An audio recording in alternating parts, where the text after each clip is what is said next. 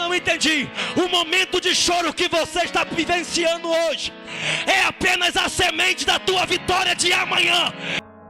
Livro de Mateus, capítulo de número 27, versículo de número 50. Quem achou, diga amém. Amém?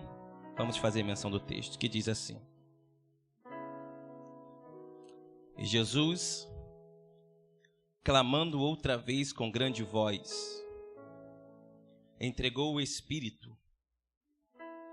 E eis que o véu do templo se rasgou em duas partes, de alto a baixo. A terra tremeu, as rochas se fenderam, e abriram os sepulcros, e muitos corpos de santos que dormiam ressuscitaram. E saindo dos sepulcros, depois da ressurreição de Jesus, entraram na cidade santa e apareceram a muitos. Amém? Pode fechar a tua Bíblia? Queridos, era véspera de Páscoa, e a história vai dizer que havia uma grande multidão vindo para Jerusalém de peregrinos.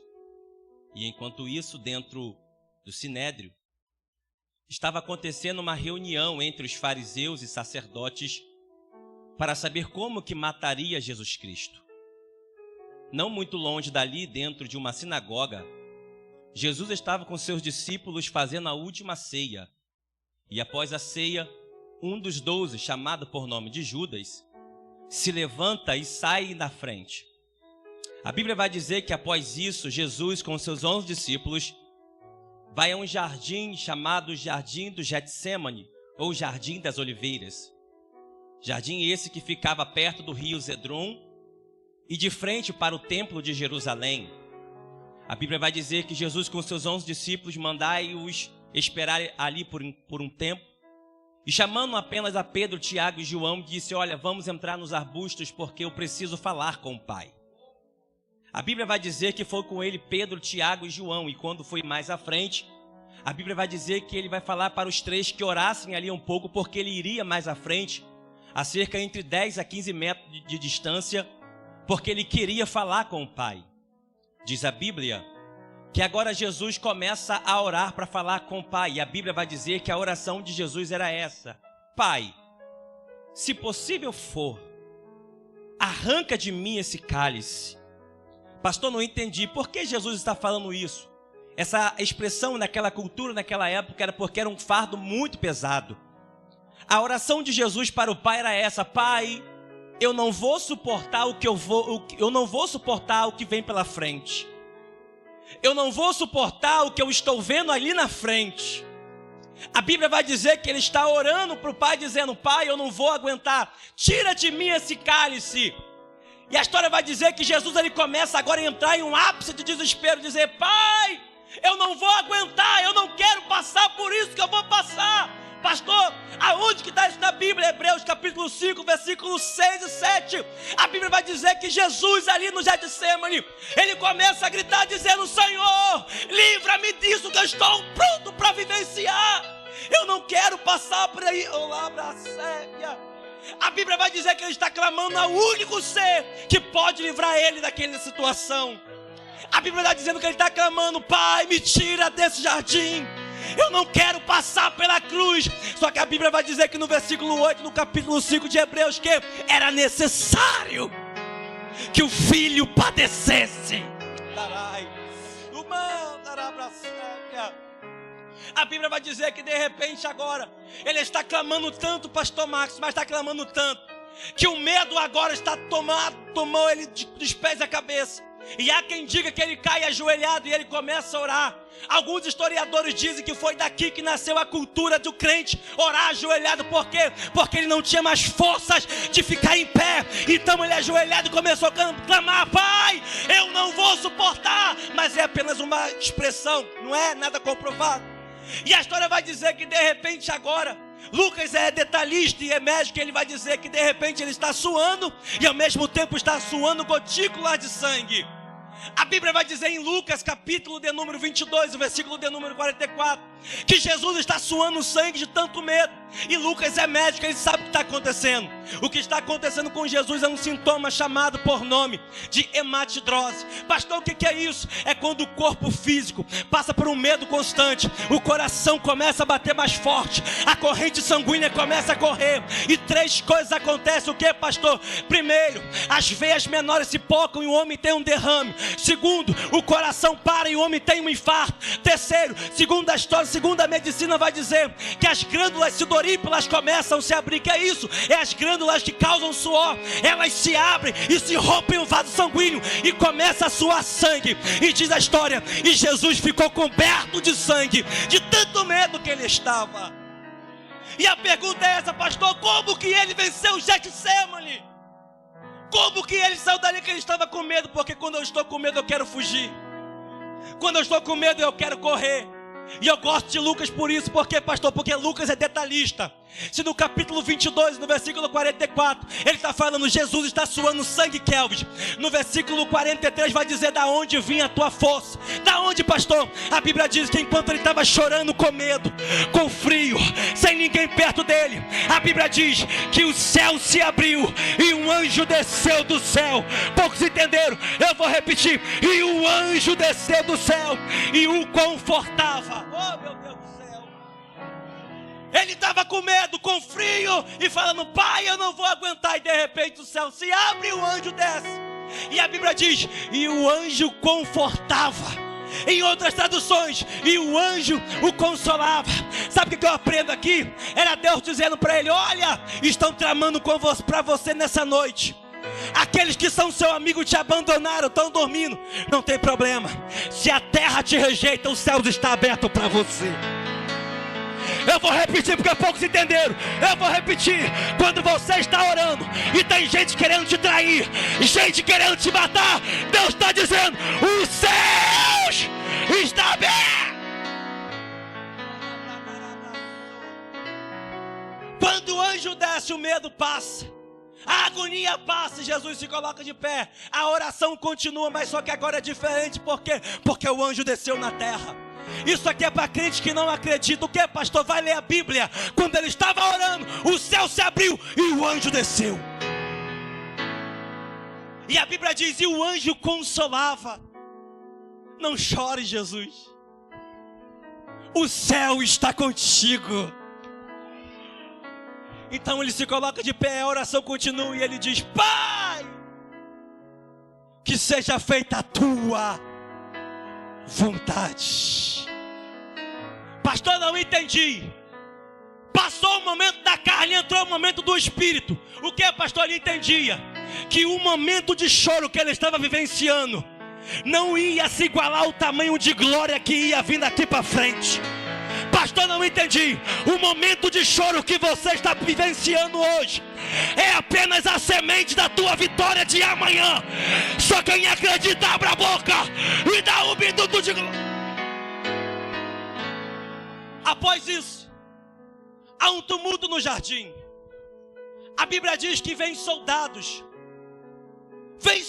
de Roma. Escuta isso aqui, do Sinédrio. O interessante é que na cultura daquela época, pastor, os soldados do templo não andavam com lanças e espadas. Só que nessa noite vieram prender Jesus com lanças, espadas e tochas de fogo. A Bíblia vai dizer que quando chegam até Jesus e pergunta, quem é Jesus? És tu que é Jesus? A Bíblia diz que ele estava tão no poder, mas tão no espírito, que quando ele fala assim, sou eu, todo mundo cai lança, cai espada, cai tocha, cai inimigo. Quando ele fala como Deus, eu sou, não tem demônio que fica de pé. Pedro briga. Ele fala para Pedro não brigar, porque quem mata com a espada da espada será ferido. Ele se entrega e a Bíblia vai dizer que naquela noite levaram ele para o templo. O sacerdote começa a interrogá-lo. Depois do sacerdote levaram Jesus ao sumo sacerdote. E enquanto estavam interrogando Jesus, o sumo sacerdote, diz a história que os soldados começaram a bater em sua face. Vinha um por trás e batia no seu rosto. Vinha outro, batia no seu rosto. Quando o sacerdote perguntava, ou até mesmo ele pensava em responder, vinha outro soldado e batia no seu rosto. Depois daquela noite, de tanto flagelo que ele levou, a história vai dizer que acorrentaram as suas mãos e colocaram ele dentro de uma cela fria, úmida, com fome e com sede. Quando amanhece, Kelvis, a história vai dizer que eles vão agora levar até a cônsul Pilatos. Quando levam Jesus a cônsul Pilatos, a história vai dizer que Pilatos percebe que Jesus é da jurisdição de Herodes e manda para Herodes. Herodes agora, quando olha para Jesus, ele olha para Jesus, a Bíblia vai dizer que eles escarnecem de Jesus, eles riem, eles zombam de Jesus e falam: olha, aqui não queremos ele. Manda de volta para Herodes. Herodes, quando olha Jesus, ele começa a olhar dos pés à cabeça e fala assim: olha, neste homem não há mal algum, não há nada que eu possa condenar esse homem. Mas só que o povo judeu está gritando: crucifica ele, mata ele, crucifica ele, mata ele. Herodes, com medo de entristecer o povo judeu, manda flagelá-lo. Levaram agora Jesus no palácio, no pátio do palácio, e a história vai dizer que agora acorrentaram ele agora do lado de um madeiro. E a história vai dizer que os soldados romanos agora pegaram duas ferramentas, duas armas de flagelação. Pastor, quais são essas? A história vai dizer que uma é chamada por nome de flagrum e a outra é chamada por nome de azorrague. Diz a história que essas duas ferramentas continham pedaços de ferro, continham ossos de carneiro, e quando Jesus é amarrado, arrancaram as suas vestes. E diz a história, Kelvis, que quando agora essa arma chamada por nome de flagrum, pastor, é chicoteado, essa arma bate, e quando bate, ela não corta. Essa arma, ela agarra e arranca pedaços de carne. Diz a história que Jesus está amarrado de costas, e eles batem a primeira, e quando batem a primeira, tem aproximadamente a cerca de 10 cortes, só na primeira chibatada. A história vai dizer, segundo alguns legistas, vai dizer que vai furar a pele, vai cortar o tecido da gordura, vai cortar a carne e vai chegar nos nervos. Logo depois das 10, diz a história que aquela arma agarrou nas suas carnes e puxaram. Há quem diga que podia ver pedaços da sua carne agarrado naquelas ferramentas. A história vai dizer que dava para ver a sua coluna, dava para ver até órgãos que estavam, órgãos dele. A história vai dizer que agora, depois da flagelação, desamarraram Jesus, levaram até cônsul Pilatos. Só que a história vai dizer que Pilatos não queria condenar Jesus, e a história vai dizer que Jesus, todo machucado, mais de 400 cortes nas costas, nas coxas, nos pés, na cabeça. A história vai dizer que quando leva a cônsul Pilatos, Pilatos sabia que era Páscoa, vai levar agora Jesus, e junto com um preso chamado por nome de Barrabás, e ele fala para o povo: olha, é Páscoa, e por ser Páscoa, vocês têm uma cultura que eu posso liberar um preso, eu tenho dois, aqui Jesus, e do outro lado Barrabás. Quem é que vocês querem que eu liberte? A Bíblia vai dizer que o povo, comprado pelos sacerdotes, começaram a gritar: liberta Barrabás, liberta Barrabás, liberta Barrabás. Aí Pilatos, sem entender nada, olhou para eles e diz: o que eu faço com Jesus, o Nazareno? E eles gritaram: crucifica-o, crucifica-o, crucifica-o. Diz a Bíblia que Pilatos lava a mão e diz: olha, agora é por conta de vocês o sangue desse inocente. Olha para mim aqui. A Bíblia vai dizer que agora eles vão levar Jesus para um recipiente, e quando leva Jesus para esse recipiente, diz a Bíblia que agora os soldados estão agora rindo e zombando de Jesus e cuspindo na sua cara. Diz a história que um começa a zombar e dizer: tu não é rei? Eu tenho um presente para você. Fizeram uma coroa de espinhos. Segundo a botânica, esses espinhos é feito de madeira de acácia. Como assim, pastor? Os galhos dessa madeira, olha para mim aqui, é flexível, mas o problema não é os galhos flexíveis. O problema é os espinhos de 9 a 10 centímetros. Diz a história que eles fazem uma coroa e colocam essa coroa em cima da sua cabeça. E quando coloca essa coroa em cima da sua cabeça, escuta isso aqui para você entender, eles pegam um pedaço de cana e batem com toda a força na sua cabeça. Há um homem chamado por nome de Frederick Gurman. Que é esse, pastor? É médico e legista. Ele é escritor do livro A Crucificação de Cristo. Snoop diz, olha para mim para você entender, que quando os soldados bateram com a cana na cabeça de Jesus, eles atingiram nervos que correspondem à boca, ao nariz e aos olhos. Ou seja, um lado do seu rosto ficou dormente. Por quê? Porque os espinhos entraram na sua cabeça, assim impossibilitando. Olha para mim aqui para você entender. Eu tenho que falar isso para você entender, para você saber o que é cruz. Olha para mim. A história vai dizer que quando houve uma dor incessante, de modo que a ciência, a medicina vai dizer que os nervos que foram atingidos, pastor, o homem não podia se mexer porque a dor é constante. Colocaram a coroa de espinho sobre a sua cabeça, e começaram a gritar: tu não és o rei dos judeus? Pegaram agora uma túnica, olha para mim aqui para você entender. Pegaram uma túnica, por quê, pastor? Foram trocar. Antes dele dar para Herodes, quando ele tomou a chibatada, colocaram um pano sobre as suas costas e envolveram. E diz a história que o sangue secou naquele pano. E quando os soldados viram aquilo, eles puxaram com uma tal força, de modo que as feridas que estavam cicatrizando se abriram novamente. Pegaram Jesus agora e colocaram madeira nos seus ombros. É chamado de patíbulo. Por quê, pastor? Patíbulo é aquela madeira que bota os braços. Porque a cruz pesava 140 quilos e não tinha nenhum condenado que aguentava a cruz. Botaram uma cruz, pastor, de 60 quilos nos seus ombros. O caminho da casa da fortaleza ao Gólgota é 1 hora. Ele está com fome. Segundo o Frederico vai dizer que pela perca de sangue ele está com muita sede e ninguém dá água. Quando coloca o madeira, ele está descalço. O caminho do Gólgota, Kelvin, se estudar você vai ver que são pedras pontudas. E enquanto ele está levando o madeiro que pesa 60 quilos a mais que o seu corpo, ele está andando, pastor, pisando em pedras. E as pedras vão furando os seus pés. E ele tem que aguentar calado. Alguns médicos, arqueólogos dizem: olha, no olhar da medicina já era para ele estar morto, mas alguma coisa está mantendo ainda ele vivo.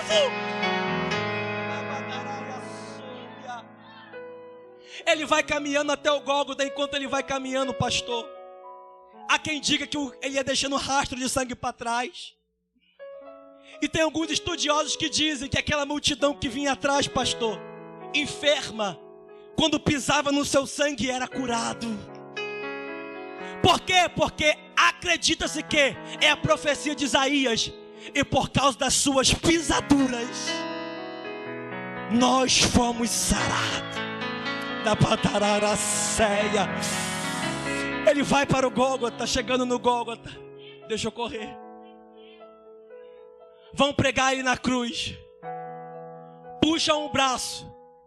O patíbulo era furado 5 dias antes. Para quê? Para o prego passar mais fácil. Esticaram a mão dele. Segura agora. Quando pregaram o prego, ele sentiu uma dor tremenda. O problema não é o primeiro braço, o problema é o segundo braço. Por quê, pastor? Quando puxaram o segundo braço de Jesus, a cruz não era dele, era de Malco, era de Barrabás, era minha, era sua. A cruz não dava para ele. A cruz do seu braço era pequeno, o furo era distante. Os soldados cheios de demônios pegaram um pedaço de corda e amarraram nos seus braços, no seu braço. Começaram a puxar. 3 homens, 3 soldados, de um lado a mão agarrada num prego, e 3 soldados, pastor, puxando o seu braço. E diz os historiadores que o seu ombro desloca, plac, faz maior barulho. Meu Deus. Pregam o braço de Jesus, pregam os pés, levantam a cruz. Escute isso aqui. Em cima da cruz colocaram uma placa escrito Rei dos Judeus em 3 idiomas, grego, aramaico e hebraico, para que todos que estavam ali viessem entender. A Bíblia vai dizer que ele fica ali por algumas horas. E por essas horas que ele fica ali, ele disse aproximadamente 7 palavras. Enquanto o povo estava lá embaixo rindo, zombando, falando: "Mas tu rei, se salva agora." Ele, a Bíblia vai dizer que ele olha para o céu e fala assim: "Pai, perdoa, porque eles não sabem o que fazem. Pai, perdoa, porque eles não sabem o que fazem." Um ladrão que está na cruz, chamado Dimas, começa a falar: "Tu não é rei dos judeus? Salva tu e a mim. Salva-nos." O outro olha e fala: "Olha, não faça isso com ele, porque nós merecemos estar aqui. Ele não tem mal algum sobre ele." Abraço, Biarai. O mesmo olha para a cruz e fala: "Rei dos judeus, lembra de mim quando tu entrares no teu reino." Jesus levanta a cabeça, olha para ele e fala: "Ainda hoje você estarás comigo no céu."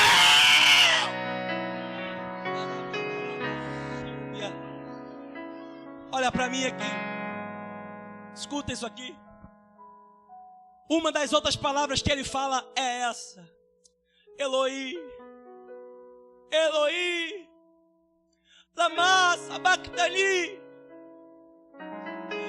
Oh Deus meu, oh Deus meu, por que me desamparaste?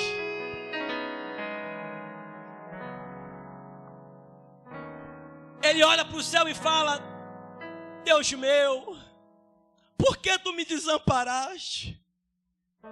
É porque quando ele está olhando para o céu, pastor, eu conjecturo pelo que eu entendi aqui, Deus nesse momento não está no trono. Pastor, Deus está triste? Não. Deus está cabisbaixo? Não. E como que Deus está? Furioso. Deus está com raiva, pastor Max, aqui nesse texto. Pastor, me prova, eu lhe provo. Salmos 18, versículo 8. É o Salmos da crucificação. A Bíblia vai dizer no versículo 8, como é que está Deus? Furioso. A Bíblia diz que dos seus olhos, do seu nariz, saía fumaça. E da sua boca saíam fogos que queimavam carvões. E ele diz: "E eu subi em um dos querubins e sobrevoei sobre as asas do vento." Aonde Deus está indo? A Bíblia diz: Deus procurou a escuridão para fazer a sua habitação. Deus se escondeu para não ver teu filho morrer.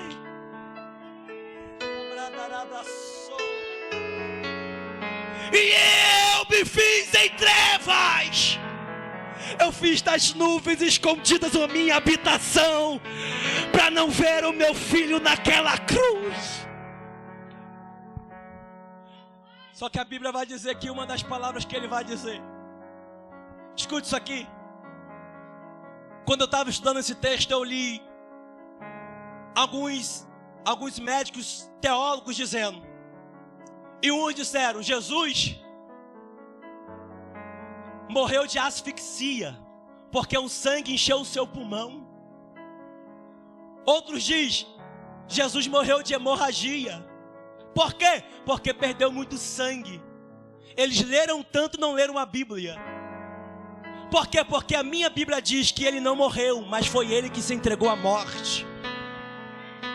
Ele diz: Pai, a ti eu entrego o meu espírito.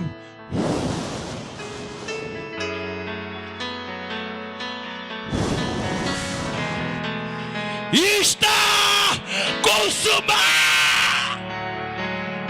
Mandará abraço. Mandará bradará candora abraço.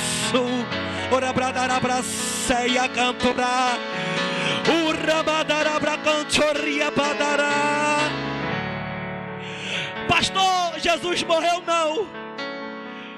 Deus amou o mundo de tal maneira que enviou o teu Filho unigênito, para aquele que nele todo tu crê, não pereça, mas tenha vida eterna.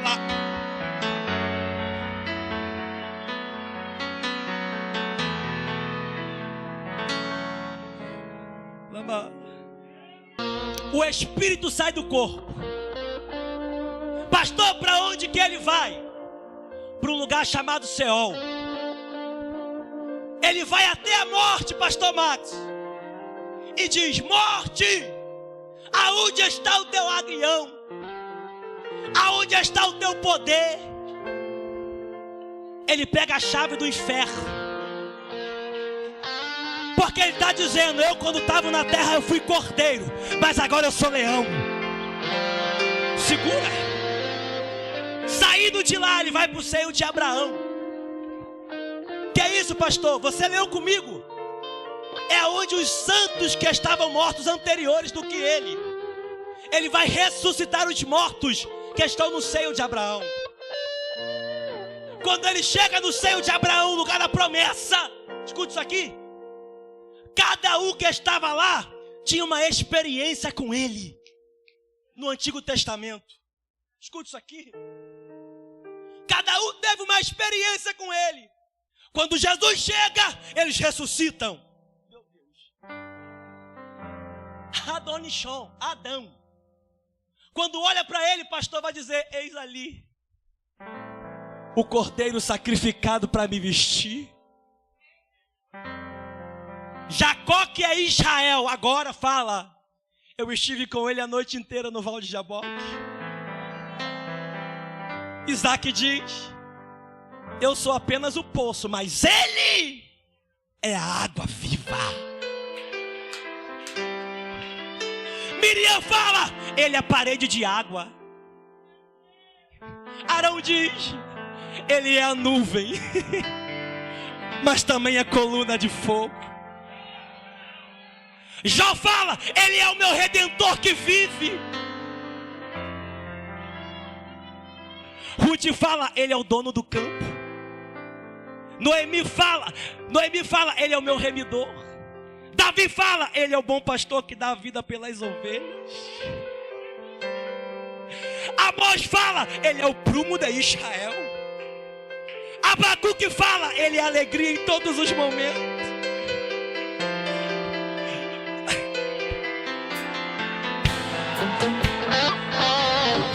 Malaquias diz: ele é o tesouro da igreja. Ageu olha e fala: ele é a glória dessa última. Segura. Quando Daniel olha e fala: olha, é ele que fecha a boca do leão.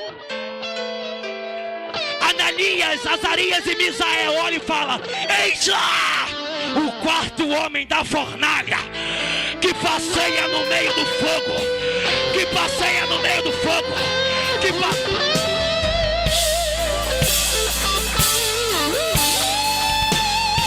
Segura. Quando Manoá olha para ele e fala: eu conheço, eis o varão que se manifesta no meio do fogo. A mulher de Juízes que estava em cima da rocha grita: é ele, quem? A rocha que vem de cima para baixo e acerta a cabeça do adversário. Ezequiel fala: é ele o medidor das águas. Jeremias fala: eis o olheiro, e eu sou como barro nas tuas mãos. Escuta isso aqui. Escuta isso aqui. João Batista olha e diz: eis ali o homem que eu não sou digno nem de segurar as alpacas dos teus pés. Segura agora.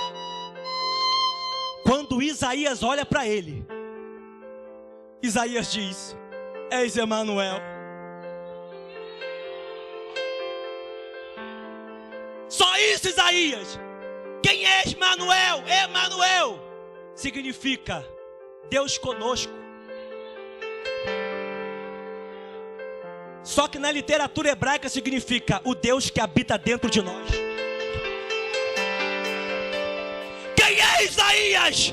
o Deus que habita no meio da gente e o Deus que habita no meio de nós. Segura agora.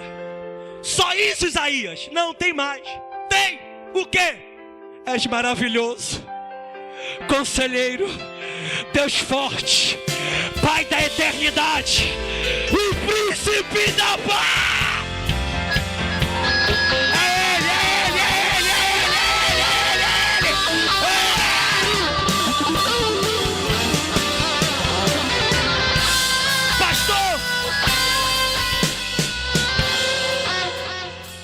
E Ele hoje, quem é Ele hoje? Ele hoje é o Deus que salva. Ele hoje é o Deus que cura. Ele hoje é o Deus que liberta. Ele manda dizer para você o seguinte: olha, eu sofri no Getsemane para dizer para você que vale a pena chorar. Eu caminhei sangrando para dizer: vai valer a pena a tua caminhada. Eu fui crucificado para dizer: vale a pena o sacrifício. Olha!